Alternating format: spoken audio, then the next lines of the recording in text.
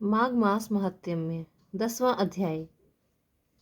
गुरुर्ब्रह्मा गुरुर्विष्णु गुरुर्देवो महेश्वरा गुरुर साक्षात परब्रह्म तस्मै श्री गुरुवे नमः। एक बार एक बुढ़िया थी। वह मिट्टी के गणेश जी की पूजा किया करती थी। रोज बनाती थी, रोज गल जाते थे। एक दिन बुढ़िया ने देखा कि एक सेठ का मकान बन रहा है। वह मिस्त्री के पास गई और बोली, भैया मेरा पत्थर का गणेश गढ़ दो। मिस्त्री बोला कि जब तक हम तेरा पत्थर का गणेश गढ़ेंगे जब तक पूरी दीवार नहीं चिल लेंगे। बुढ़िया बोली कि राम करे तुम्हारी दीवार ही टेढ़ी हो जाए। ऐसे कह के बुढ़िया चली गई। शाम को सेठ आया तो उसने पूछा कि आज कुछ भी काम नहीं किया। तो मिस्त्री बोला कि एक बुढ़िया आई थी, कह रही थी मेरा पत्थर का गणेश गढ़ दो। हमने नहीं गढ़ा तो कह गई तुम्हारी दीवार टेढ़ी हो जाए। तब से दीवार टेढ़ी हो जाती है, ढानी पड़ती है। सेठ ने बुढ़िया को बुलवाया और कहा कि हम तुम्हारे सोने की गणेश जी गढ़वा देंगे, तुम हमारी दीवार सीधी करा दो।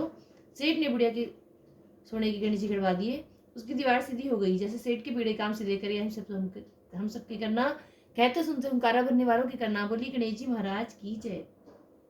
माघ मास महात्म्य 10वां अध्याय। यमदूत कहने लगे कि हे वैश्य, एक बार भी गंगा जी में स्नान करने से मनुष्य सब पापों से छूटकर अत्यंत शुद्ध हो जाता है। जो मनुष्य गंगा जी को दूसरे तीर्थों के समान समझता है वह अवश्य नरक में जाता है। भगवान के चरणों में से उत्पन्न हुई गंगा जी के पवित्र जल को श्री शिव जी अपने मस्तक में धारण करते हैं।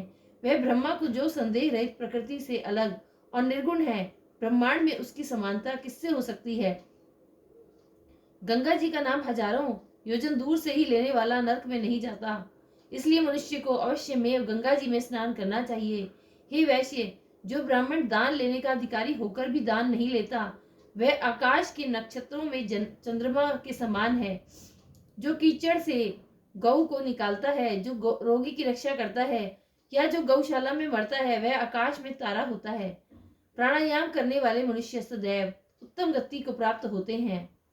प्रातः स्नान के समय जो 16 प्राणायाम करते हैं वह घोर पापों से बच जाते हैं। जो पराई स्त्री को माता समान मानते हैं वे यम की यातना को नहीं भोगते। जो मन से भी कभी पर स्त्री का चिंतन नहीं करता वह दोनों लोगों को अपने अधीन करता है। जो पराये धन को मिट्टी के समान समझता है वह स्वर्ग में जाता है। जिसने क्रोध को जीत लिया मानो उसने स्वर्ग को ही जीत लिया। जो माता पिता की सेवा देवता तुल्य करता है वह यमद्वार नहीं देखता। जो गुरु की सेवा करते हैं वह ब्रह्मलोक को प्राप्त होते हैं। शील की रक्षा करने वाली स्त्री धन्य है। शील भंग करने वाली स्त्री यमलोक में जाती है।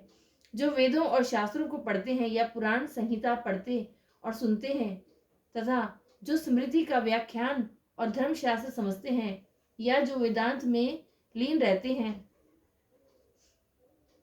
वह पाप रहित होकर ब्रह्मलोक को प्राप्त होते हैं। जो अज्ञानियों को वेद शास्त्र का ज्ञान देते हैं वे देवताओं से भी पूजित होते हैं।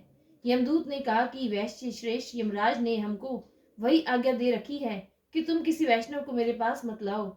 ये वैश्य पापी लोगों को इस संसार रूपी नरक को पार करने के लिए भगवान की भक्ति के सिवाय दूसरा कोई और उपाय नहीं। भगवान की भक्ति न करने वाले मनुष्य को चांडाल के समान समझना चाहिए।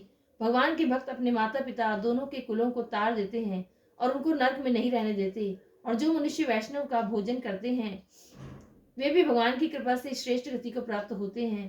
बुद्धिमान को सदैव वैष्णव का अन्न खाना चाहिए। इससे बुद्धि पवित्र होकर मनुष्य पाप नहीं करता। गोविंदाय नमः। इस मंत्र का जाप करता हुआ जो मनुष्य मृत्यु को प्राप्त होता है वह परम धाम को प्राप्त होता है, इसमें कोई संदेह नहीं है। जो ओम नमो भगवते वासुदेवाय मन मुनारायण इस द्वादशाक्षर मंत्र या ओम अष्टाक्षर मंत्र का जाप करता है उसके ब्रह्म आदि बड़े पाप नष्ट हो जाते हैं। इति श्री माघ मास महात्म्य 10वां अध्याय समाप्त।